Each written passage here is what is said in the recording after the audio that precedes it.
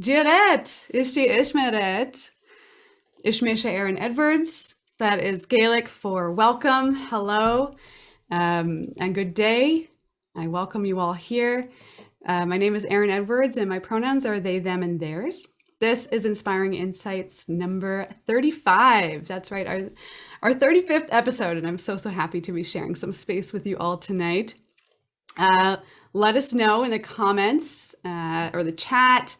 For those watching the replay, let us know where you're tuning in from and what brought you here today. I would love to know a little bit more about you, and it would help, to kind of create this space of learning and listening if everybody could really hold intention as we share some deep thoughts, which I'll touch on in a second. So myself, I'm an uprooted Newfoundlander. I have Irish and Welsh descendants.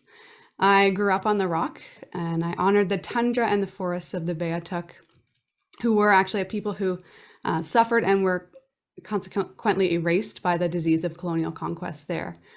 Now, of course, Newfoundland is home to Mi'kmaq, Innu, and Inuit folks. And I am the offspring of two teachers, so I recognize, in this space of learning and wellness, that I have a lot to learn and much to step into in my own teachings. Now I take up space in Takaranto.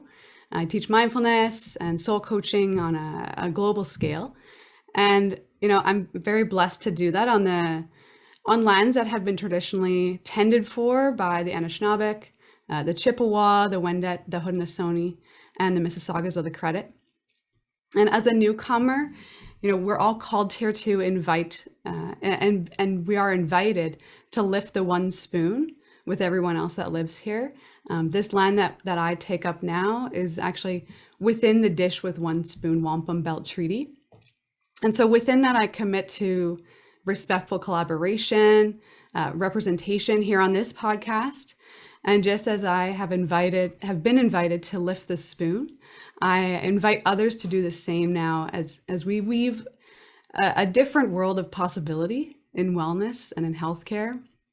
And what that means for me is decolonizing my language, my career, the ways in which I think and I act about medicine, about mindfulness, about wellness, and healing in general, recognizing that my thin body stature has granted me privileges in ways that I have probably never acknowledged before, because we live in a world that rewards thinness. And of course, that means using my voice on this platform for change and to actually break that cycle. And so if we could look back in recent centuries, or maybe not so recent, but we see a really interesting shift in the ways that culture views health. And that, of course, has gone hand in hand with how predominant culture has seen bodies. Also depending on media, public figures at the times, geographic location, where you are in Earth. Our bodies, and especially women's bodies, have been kind of noted to be valid only if they were, for maybe example, in ancient Egypt, which was around 1,000 years before Common Era, as this kind of symmetrical, slender, narrow body size. And I'm thinking now to around 100 Common Era, where to the Han Dynasty, where we see the bodies of folks who were more desirable as pale, slim, but had large eyes and actually smaller feet. And then fast forward again to about 500, the year 500, where people were, considered to be healthy if they were actually plump and full-bodied. And then again, going a little bit further into maybe the Renaissance period of around 1500, again, people were considered to be a little bit more healthy if they had fuller hips, kind of a rounded stomach, and a quote-unquote ample bosom, especially speaking in terms of the woman's body.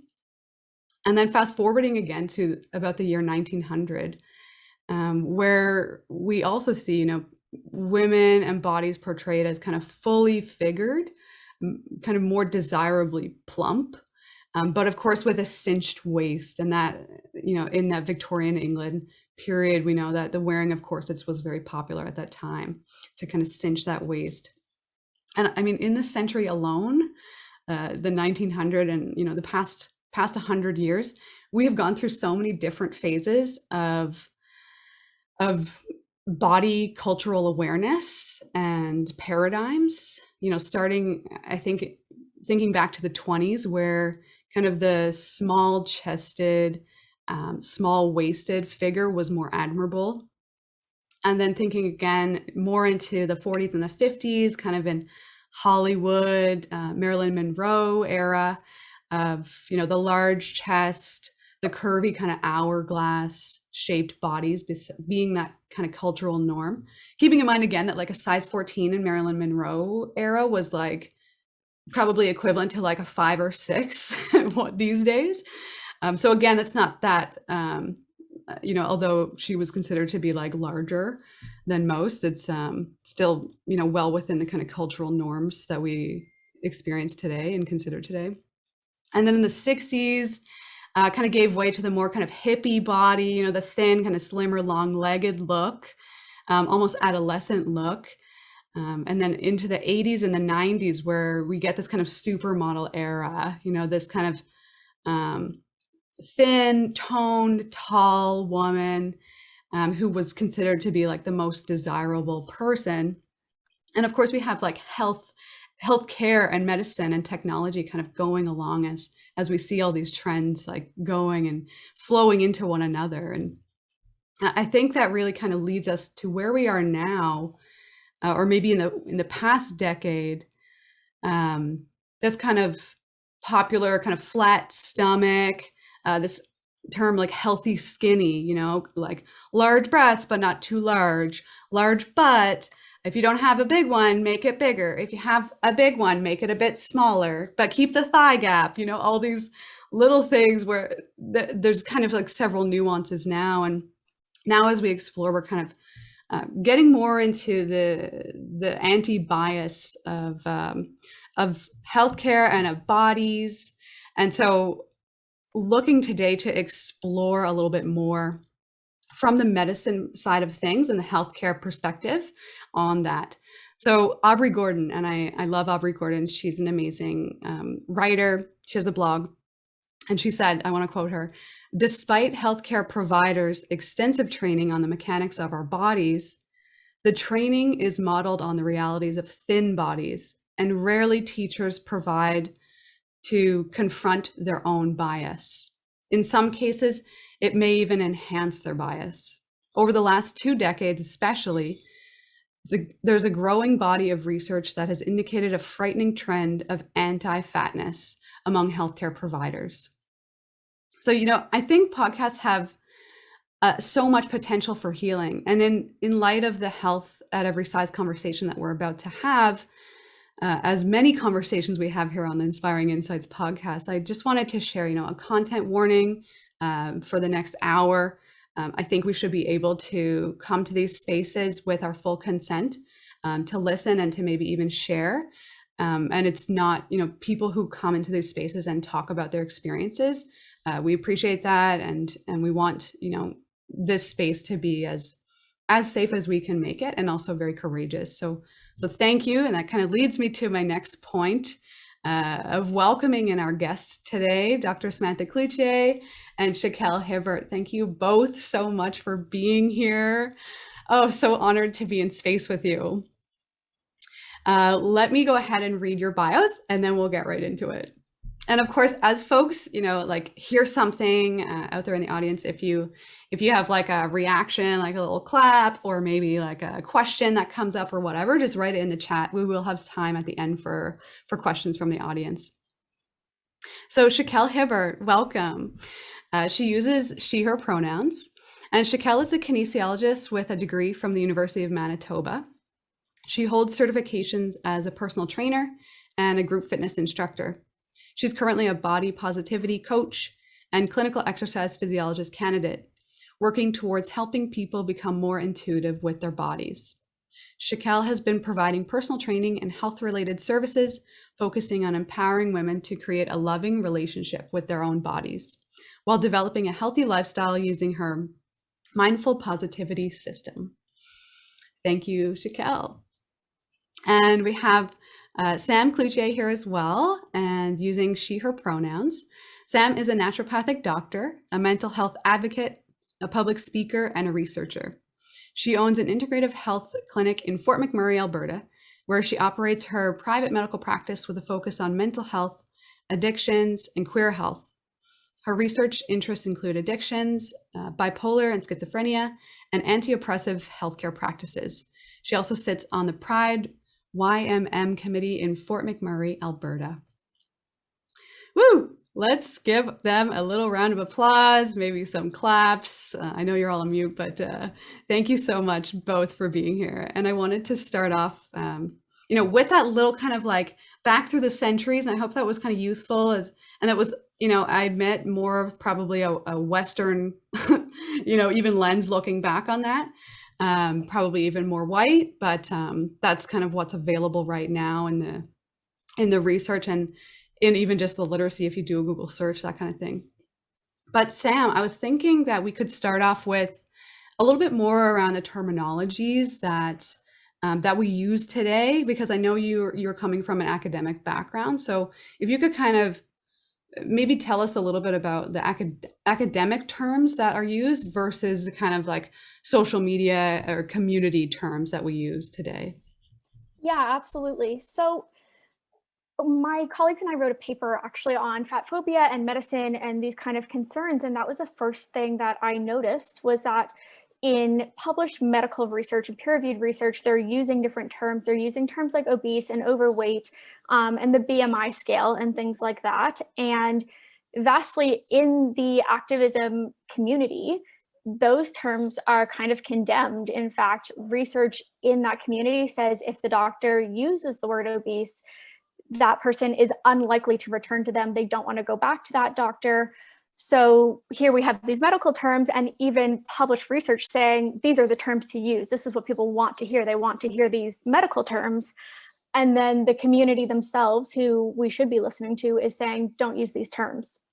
So many people prefer the term fat. Like they just say that's a neutral descriptor, that's who I am.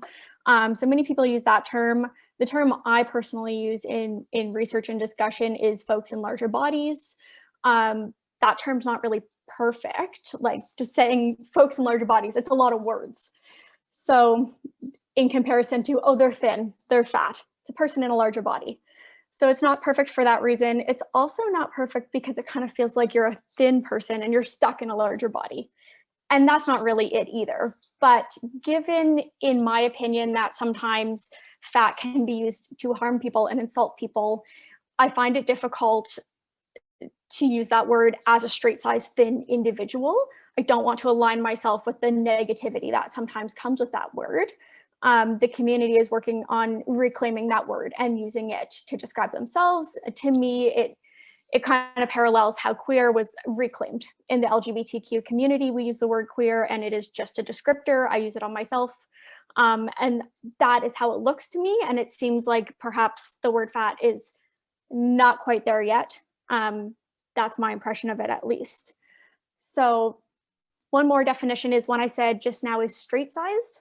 This comes from like the fashion industry, and straight sized is basically just not plus size. So straight size we use because not everyone identifies with thin. So many times you'll say thin and people are like, I'm not thin, I'm not thin.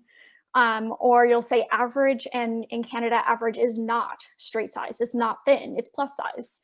So that's why we use that term. Okay, thank you. That's actually very useful. And the first time that I'm hearing straight size, which makes a lot of sense, I think, for identification purposes. And Sam, you mentioned as well that, you have recently published, or it's not published yet, right? It, I believe, is coming out this month. Okay, cool. Maybe we can start as well, just because you touched on some more academic topics and terms. What was your biggest takeaway from writing that research paper? The biggest takeaway, I think, was, first of all, the discrepancy in terminology between the community with lived experience and the peer-reviewed research. That was a huge takeaway for me that I was surprised by.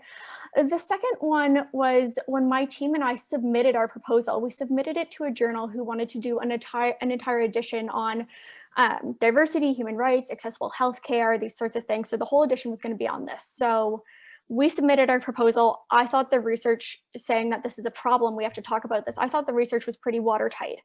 And the feedback we got was, are you sure it's a problem? And I thought, it's so clear it's a problem. But they said, okay, well, can you prove that there are enough naturopathic doctors out there that are fat phobic and that are harmful to larger bodies and that are discriminating on social media or otherwise towards people in larger bodies? And I thought, that's bizarre to me. Like, if even one naturopathic doctor said something racist or homophobic, we would talk about it. And it wouldn't be like, oh, it's just one, like whatever. Whereas this, it was kind of like, is it a problem? And I was surprised by that. Like, it feels to me like amongst the community, even on this edition that was like, let's talk about these problems, it was like, this isn't the kind of problem we want to talk about. Yeah, I'm like, even just, yeah, the one, if there's one person, that's creating hate, or maybe not even knowing that they are, Yeah. but maybe realizing it, how can that be, how can that like already be put into the research, right? If nobody's even stirring that pot. True, but even the research I felt was there. Like, we came in with sources saying this is a problem. And the sense I was getting was, but, we are so ingrained in this idea that weight and health are so intertwined. And if we take away weight loss from the naturopathic community, then what do we have? Like, that's a huge sales thing for a lot of naturopaths. It's just a huge way to make money.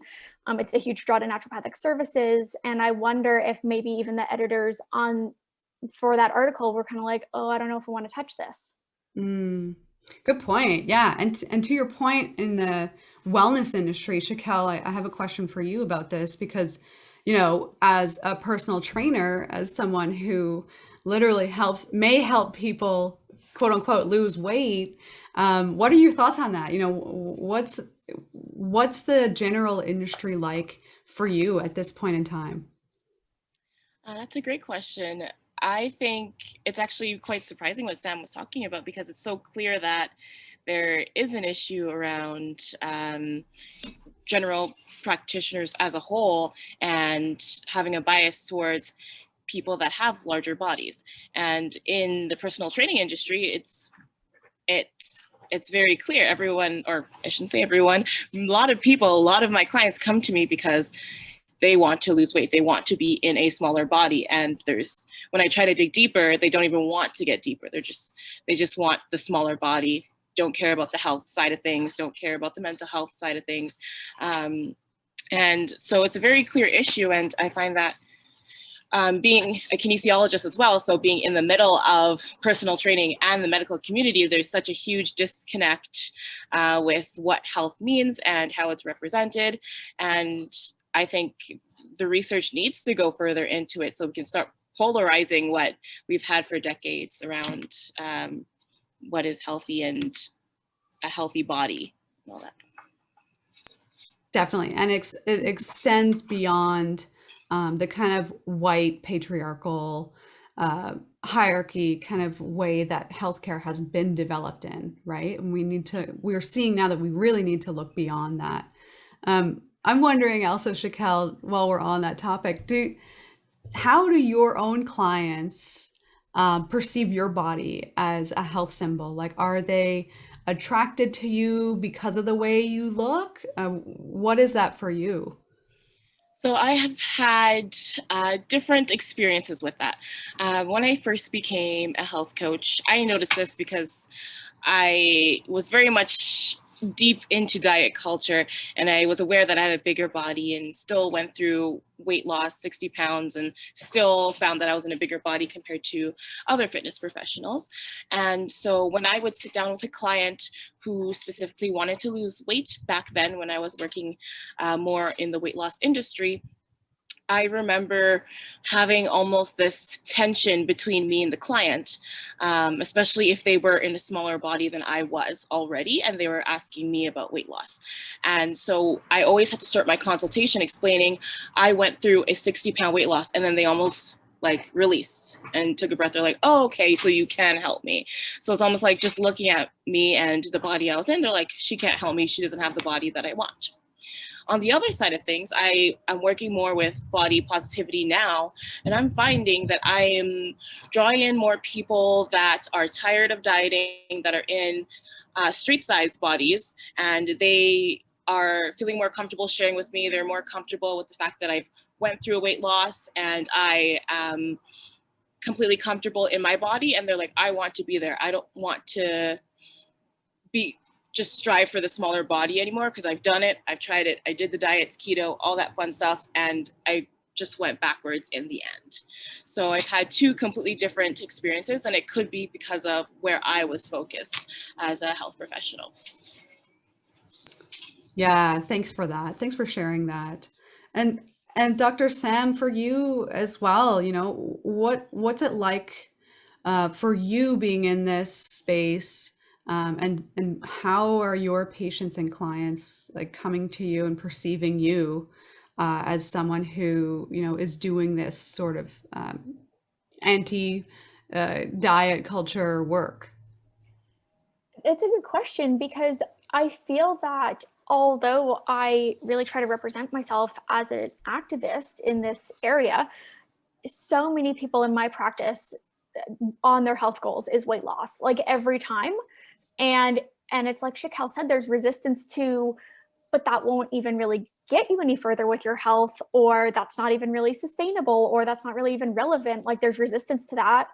I mostly do mental health, and no matter what, probably 70, 80% of my patients, when I say, what are your health goals? They'll say more energy, and I want to help with depression, anxiety, and I want to lose 25 pounds. And it just feels like no matter what, that's like tacked on in culture. Like you always want to lose weight. Like that should be a goal forever, to just weigh less than you do now. And I think people kind of see me in the body I'm in and think, I know the answer, I know the secret, I'm doing something that got me where I am, and I'm not. Like, I don't really exercise, I don't count calories ever. I'm not doing anything that is like a secret to being this size. I have to say that I'm this is genetics, probably. Like, and whenever I break that to them, it's like disbelief. Like they're like, but I could do the lettuce buns on burgers. And I'm like, you absolutely can if you want to, but I don't think that's going to solve all your problems. And that's not even why you're here. Totally. I think we've been, pardon the pun, but we've been fed a lot of bullshit. Truly. Truly. And, I hands up everybody out there in the audience, who has seen this kind of power dynamic between you as a patient and either the doctor, or your exercise professional, or someone that is telling you that, weight loss has to be the first step. And I think that's, basically everybody, right? It's so prevalent that we see this kind of paradigm just like, without even thinking about maybe what the person's goals are, if it even is their goal, and why is it their goal if it is. Maybe someone, has a wedding coming up or something and want to look good in the photos, blah, blah, blah. What is that? And are we challenging ourselves and maybe challenging our patients enough to create and maybe flip that paradigm upside down, right? What is that? How does that look like for both of you? And I'm curious, to really dig deeper into this power dynamic, especially, and maybe not for yourselves, but for like the whole, if you could speak on a more like what you see in your industry. Yeah. Shaquelle, yeah. Okay, I'll start. So with what I'm working with right now, I am trying to shift people's mindset. So they think about feeling good first. And weight loss is like, it's like we're shifting that entire like triangle upside down. Weight loss can come with shifting your mindset and shifting your habits, but that's not the focus. And I find that that has been a game changer for my clients, whether they're trying to actually lose weight or not, because weight loss, it varies, it's frustrating, it doesn't align with if you had a full salad or a burger that day, or if you went to the washroom or not. It just does not line up. And so it becomes very frustrating. I'm sure many of us here have, went on some type of diet or have tried to get healthier and, ate salads for a week and our weight was the same, and then maybe ate a burger and it went down. It just doesn't correlate. And so with focusing on more health practices, yes, the shame game is real. On focusing on more health practices, it becomes more of a positive place. So it makes it easier to eat healthier options. It makes it easier to go out and move your body because you enjoy it. And just making it a positive place means you'll do it for longer. And if you're looking at weight loss for health reasons, the weight loss will come with those actions, and you're not stressing about what the scale says. And in regards to, the medical side of things, your numbers, your blood sugars, your cholesterol levels will come into check with those changes as well. Whereas with weight loss, those numbers may not even change if you're not following a proper healthy lifestyle. So that's my take on it. Yeah, I totally agree. And I'd add, like, in the medical world, it seems like in Fort McMurray in particular, so many people, like Erin said, go to their physician or a clinician and a weight loss is so pushed on them. And I feel like a large part of my job these days is to remind people, sorry, there's kids yelling in my apartment like complex, is to remind people that if their doctor is not doing their due diligence because of their weight, that is absolute medical abuse. Like, people have been denied imaging for knee pain. People have been denied fertility treatments until they lose weight. Like, it's really problematic. And so I see a large part of my role to remind them about how to be an advocate for themselves, or even let them know in the first place that that's mistreatment in the medical community.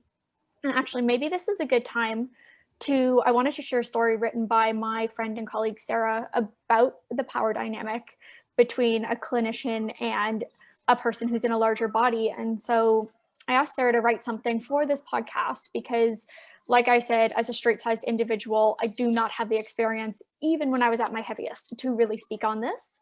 And Sarah has been a friend for a long time. Her and I worked together for years as well. She's a small business owner of Reawaken Co. She's a nutritionist, an advocate. She's white, fat, cis, straight woman, and she has a chronic illness. And her goal with this story was to kind of just share her experience in hopes of advocating in kind of small ways for fat people across the entire spectrum of social inequality. So I wanted to read this.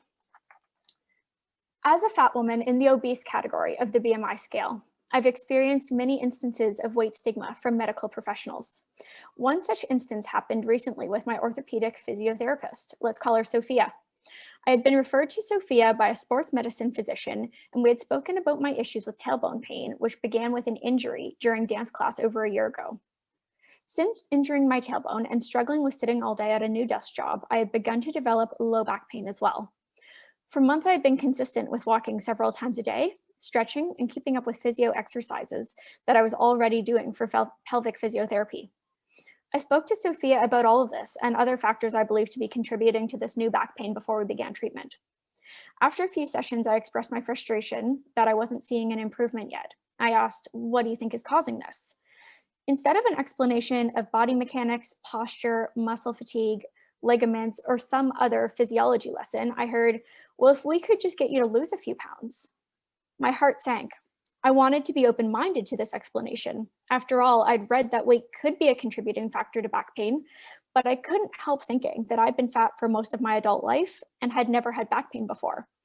I knew many fat people that did not have back pain and many thin people that did. I knew my movement patterns and lifestyle had been very much affected by the last several lockdowns and my tailbone pain. I felt stress diffuse through my body and a flush in my face. I took a breath before responding, "I've tried losing weight in the past and it hasn't been sustainable. It's not an option." But she must have taken this to mean I hadn't figured out the right way to lose weight and began suggesting various diets on which her friends had lost X amount of weight. I tried again, this time an educational approach about how diets don't work and that we gain back the weight because our bodies try to protect us. Sophia seemed exasperated and snapped, well, maybe your body doesn't want to be this way. My heart beat faster and I felt my mind shutting down. Fortunately, I was able to connect to something deep inside as I lay on the treatment table. In a desperate attempt to shut the conversation down, I calmly uttered one sentence: I don't want to talk about this anymore. Sophia laughed nervously and quickly changed the subject. The dangerous subtext of her assertion that my body doesn't want to be this way is that it is a moral failing, that I'm not taking care of my body, and that being fat is something I did to myself. She is ignoring the harm she's causing my mental health and ignoring her own bias, which is impacting the quality of treatment her fat clients receive. I get the message that my body is wrong and I haven't done enough to control it. It is unruly and I have failed to heal myself through sheer force and discipline. The message is that if I can't lose weight and keep it off, my health issues are my fault. After this appointment, I was too disheartened to do my exercises. The very thought of our encounter sending me into an emotional tailspin. I went back to Sophia once more and felt nervous and uneasy around her, and I haven't been back since. Thankfully, another physiotherapist who has never commented on my weight is treating me, and I'm slowly seeing some improvement. I have many other stories like this, and so do my friends and family. Our experiences are real and we need to be believed. Medical weight stigma affects our lives, and many fat people avoid going to the doctor or getting necessary treatment because of the impact on our mental health. For many fat folks, especially those on the larger end of the spectrum or with multiple marginalized identities, the barriers to proper care are immense and often lead to more illness and death. Health and weight are so intertwined in our minds that we can't see the harm in recommending weight loss for fat people. I can't blame those who want to lose weight to avoid the oppression of being fat in a culture of extreme anti-fatness. But the answer is not to place the burden of obtaining thin privilege on fat people. We need to dismantle the culture of oppression that dehumanizes fat and disabled bodies. To paraphrase Virgi Tovar, my life wouldn't be easier if I were thin. My life would be easier if this culture wasn't committed to oppressing me because I'm fat.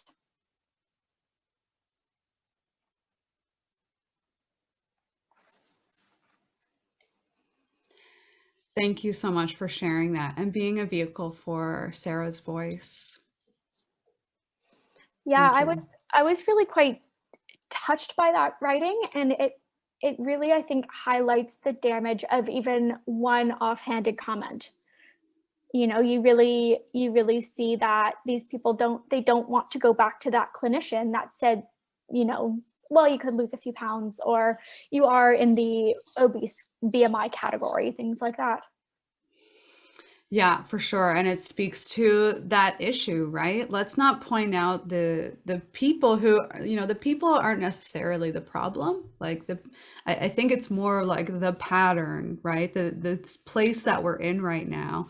And we need to really, Sarah touched on so many things, and this morality of wellness as well, really, really hits me deep and touches me deep. And I wanted to get your thoughts too on this aspect of morality, and if it's someone's responsibility, where do we kind of put that responsibility to be and exist? Shaquelle, you touched on this, and like, how can we be in joy more, really step into our joy and live our lives the way we want? It doesn't matter the way we look, or what matters is like how we feel, right? And this morality. Do either of you have like any thoughts on that? Yeah, I mean, my first thought is we have to put that on society. Like it's exactly like Sarah quoted, it's on society to not oppress those individuals rather than on the individual themselves, not to exist in that body. But you can see how insidious it is. Like we were just talking before the podcast started, there's good foods and bad foods, and clean and dirty foods, and healthy and unhealthy, and we have these labels for these foods, and they're not even attainable. Like in the 90s, fat was the unhealthy dirty food, and now it's keto is everything, and carbs are the unhealthy dirty cheat food. Mm-hmm. So it feels, and it's true, that diet culture is a tool of oppression that we cannot keep up with, quite literally, because it is designed to continuously change, so that we always have to buy new programs and new books, and it feels always out of reach. It's meant to be like that. Any thoughts, Shaquelle? Yes, so I 100% agree with what Sam said. It definitely starts with society, but also I think people in larger bodies, I think, and I'm including myself in that category, we should step into our power. Oh, sorry, my puppy's freaking out in the background. By living our best life. So eating the foods we like, balancing what we like, doing the exercises we love, um, doing our mental health practices, and being in our bodies, and going to the doctor's office and saying, hey, look, my blood sugars are perfectly fine and I'm in a larger body, just to show you, by the way, and just starting to just represent that we can be in our bodies and completely healthy, to start changing the narrative around it.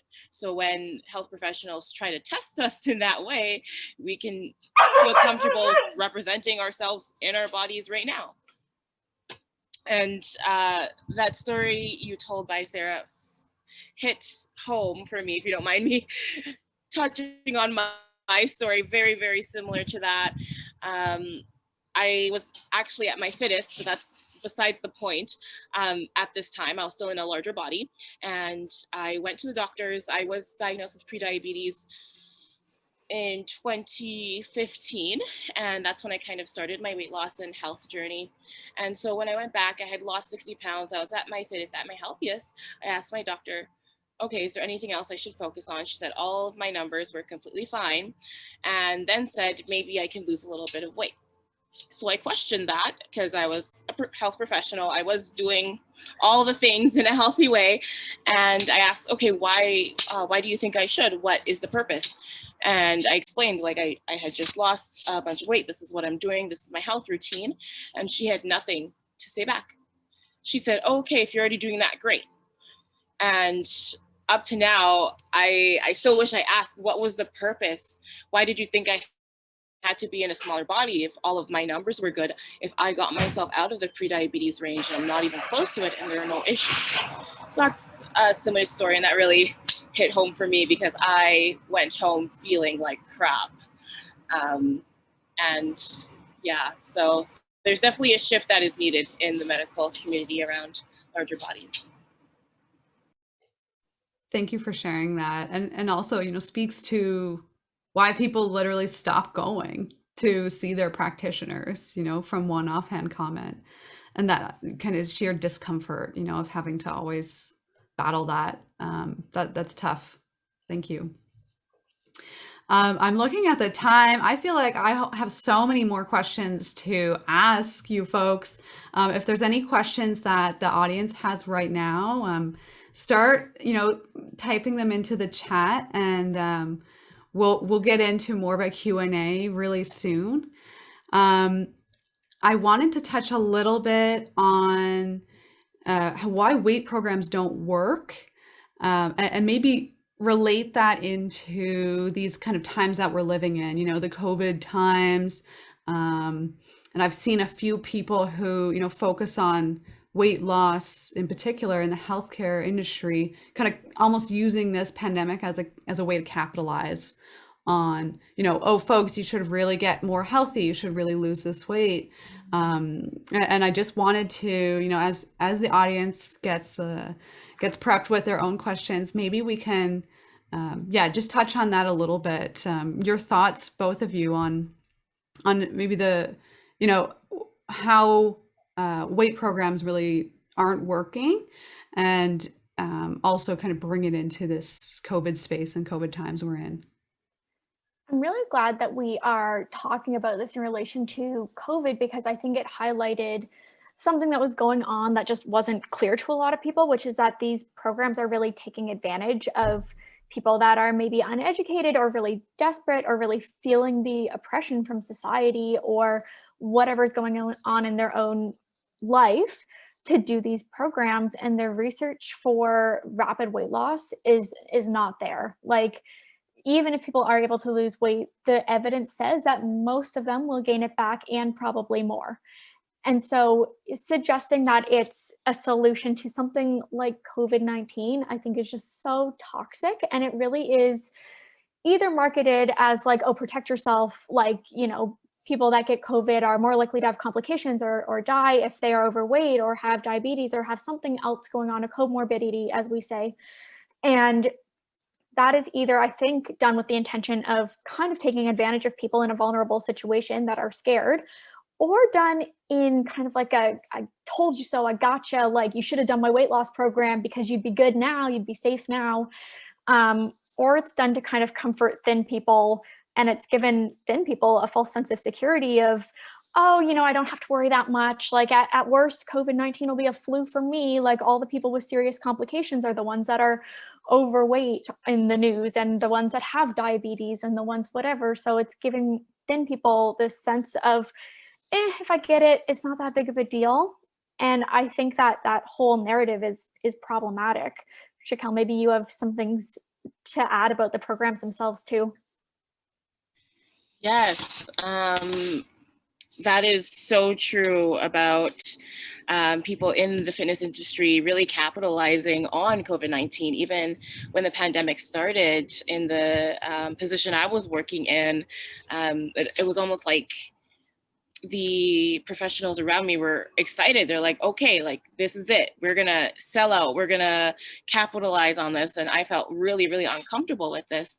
And something I want to touch on with these weight programs that they are promoting is that they have nothing to do with health. It's literally just about getting into a smaller body. And a majority of the time, these programs were created by people that never went through weight loss. They are people that grew up with thinner bodies, grew up as athletes.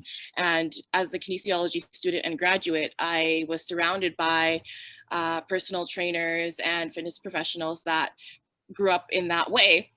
And it felt almost uncomfortable for me if I were going to them for, you know, help for my health, and they never went through the actual process. They grew up in a completely different way, and then they're trying to promote, you know, their way of living onto me, where I grew up completely different, and there's no connection. There's nothing in between. And something that I've started to notice recently, looking back at my more fitness professional career, is that a lot of the workout plans and meal plans that are created, they're created more for people that are athletes, bodybuilders, bikini competitors, and they're not taking into account that, sorry about my puppy, they're not taking into account that people will not normally want to count the calories, have the time to do that, work out for 4 hours, do their fasted cardio in the morning and a weightlifting session in the evening. That's not feasible for people that are into athleticism in that way. And that's really, really problematic because it makes it unrealistic for a healthy lifestyle. Yeah, Shaquelle, I want to, you made such good points. And one thing you said is that it's about the weight loss and not the health. And I think this goes back to your point that you said earlier too, about your doctor, saying, oh, the next step is more weight loss. And you just said, why? The health is in check. And I think that's another thing that's almost problematic maybe for sure problematic in the community, is that there's this healthism idea that if you're healthy, that's proves that you're fine. And in truth, even people that are unhealthy, even people with high cholesterol, high blood pressure, high blood sugar, all these things deserve care and shouldn't have had, you had to go to your doctor and say, look at my numbers, they're good enough. The fact that the community even has to do that is kind of a problem. The other thing that I think is kind of drilled into society is oh, do all the healthy things, get your blood pressure down, get your blood sugars down, and then you'll lose weight as a bonus. And that doesn't always happen either. And I think one thing that we can do in the medical community, at least, is be it's fine if you don't lose weight. As your doctor, I care if your blood sugar is okay. But in general, you are still entitled to really good care, even if your blood sugar is out of control, even if you don't want to change your body. I think such an important thing to add to that.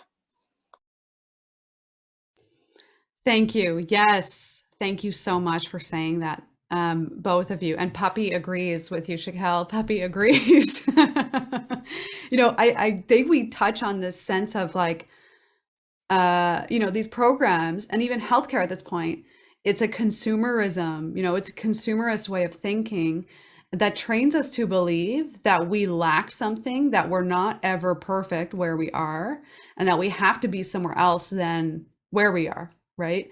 And this is again like what my kind of framework when I teach mindfulness is like, we are so uncomfortable just being exactly where we are in our spaces, whether that be in our bodies or elsewhere, yeah, and I see Bunny's comment on, weight loss in yoga studios and how that is, it contributes to eating disorder culture. It contributes to so much anxiety, just even having mirrors around and that kind of thing, comparing with other folks in your class and in gyms specifically as well. And I just, there's so much more we could talk about here.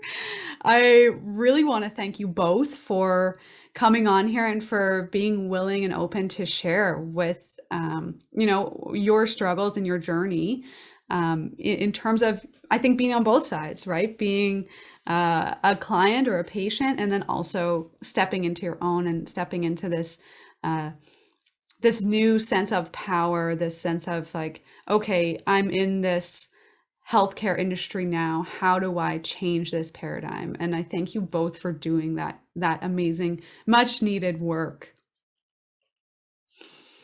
Does anybody have any questions at this point in time? Feel free to come off mute or write it in the chat. And as folks are maybe thinking as well, just quickly, if you could both maybe write your like contact information, or even just feel free to say your emails, so folks can get in touch with you further. I'm putting mine in the chat. Perfect, thank you. Yeah, any comments, questions from the gallery? This is a very great topic, and I think we should probably do another one.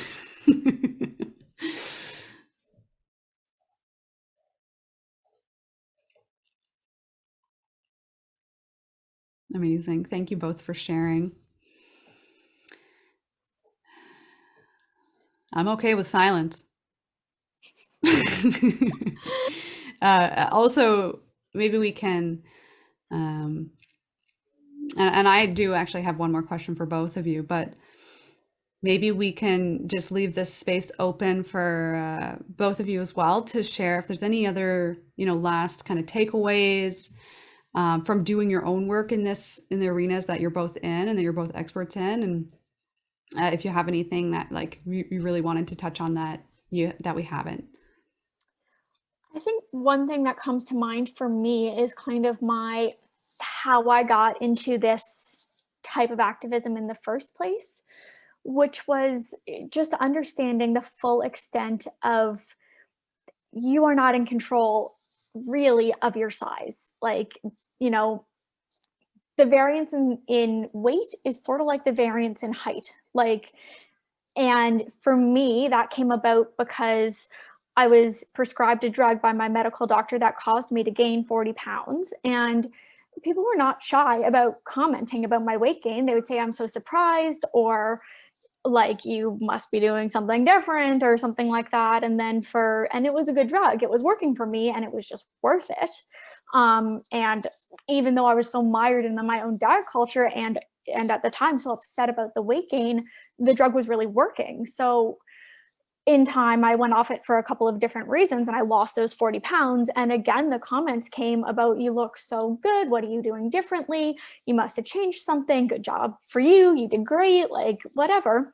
And it almost becomes ingrained in your own head that you've done something to deserve this praise, that I did something different and I didn't. I just changed my drug. Like, I didn't do anything different, but it was so many comments of people saying like, wow, good work, that I almost felt obligated to post like on Instagram a before and after picture being like, look at my weight loss. And I didn't do anything. Like, I made no changes. And I was talking to Sarah, actually, I was talking about this with her because she was kind of doing a lot of activism stuff. And I said, is it harmful if I post something like that? And her answer was kind of like, well, what are you trying to achieve with that? what are you hoping to get out of that? What are you trying to prove? Why is weight even relevant to your story of having to change antipsychotics? Like, you know, so, and that was my first moment of, oh, this is not relevant. Like this isn't anything. Like, and I just think that that story is kind of how I got here. So I wanted to share that.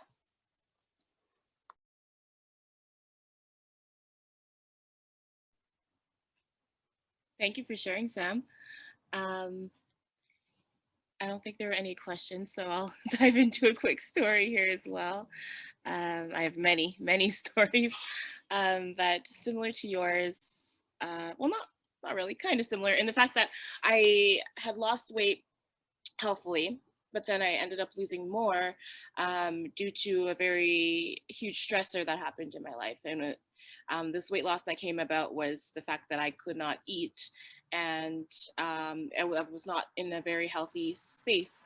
And the amount of praise I got for being in the smallest body I've ever been in was really problematic for me, because on one side, growing up in a bigger body, I was like, okay, I did it. This is great. This is what I hoped for my whole life. But also on the other side, knowing I am in the worst place I could be mentally right now. I have a lot going on. I'm not eating properly. I'm not healthy, but people are assuming I am healthy. And it's hard to start changing that conversation while you're in it. It's like, do I take the time to explain that I am very depressed at the moment and not eating, and explain that this is not good? Or just say, thank you, I didn't do anything good to get here, you know? And I remember getting comments where I did actually explain, okay, I'm not in a good place. This is why I had lost a little bit more weight. And jokingly, the person said, oh, well, I need to take on those tips. Haha, like being in the smallest body possible is the end, or is the big goal. So it just shows how problematic sizeism is right now in society. And I'm excited to be a part of this big change that is very needed in our community. Oh, thank you both so much for sharing those stories. We maybe should have started with those.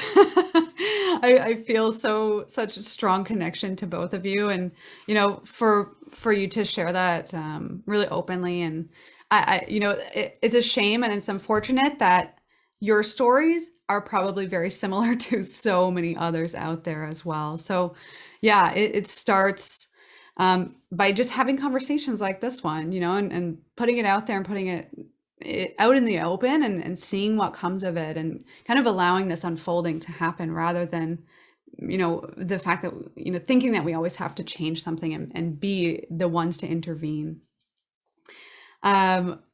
Yeah, even a comment in the comment section there about someone's mother, 83 years old, you know, just told me I had to start losing weight. And will start her diet on Monday, 83 years old. You know, so people carry this their entire lives, this whole century, you know, it's crazy. And it comes through lineage as well. We have so much to heal, so much to heal. Jacinta, this was a very important conversation. Yeah. Especially in the health industry, for sure. Thank you. Maybe to end, we can end on this, and I thank you all so much for coming. We're here every Wednesday. This is an Inspiring Insights kind of live podcast recording. It will actually again be on our YouTube channel, which is Reawaken Co Inspiring Insights. So everybody that signed up will get that link into your inbox tomorrow. But feel free to share it wherever, and feel free to come back for more good, juicy conversations. And to end, I ask you both, what keeps you inspired? That's a hard one. I like it though. I think the thing that I find the most inspiring is conversations like this, and seeing people kind of show up to these conversations really wanting to learn more, like the way I hopefully continue to do. And I love that. So thank you for hosting such an important conversation. I appreciate the invite and having the platform. So I'm inspired. Thank you. I would definitely say the upcoming of the body positivity movement has been very inspiring, because people in larger bodies are now dressing up in nicer outfits than what used to be in the plus size section, and showing off their bodies without shame, and coming in with confidence, and still showing that they live a healthy lifestyle and they're feeling their best. So that's really, really inspiring to just show that you don't have thinness does not equal health. And thank you for this lovely platform to share on. Happy to be back and happy to come back and talk more. Yes, folks, Shaquelle was actually on a previous episode, so definitely go and check that out as well. It's on our YouTube playlist. Thank you both again so much, Shaquelle Hibbert and Samantha Clouthier. Thank you again. Thank you everyone for being here. Just a final note, if you're interested in feeling into your witchy kind of side, I am trying to make my mindfulness practice way more witchy, way more pagan, rooted in druidry and my Celtic lineage. If you have any interest in that, let me know. I'm calling it the Air Witch Project. So reach out, and I'll give you some access to mindfulness courses that I have in exchange for your feedback on how to make it more witchy and more amazing. So thank you, everyone. Have a lovely evening.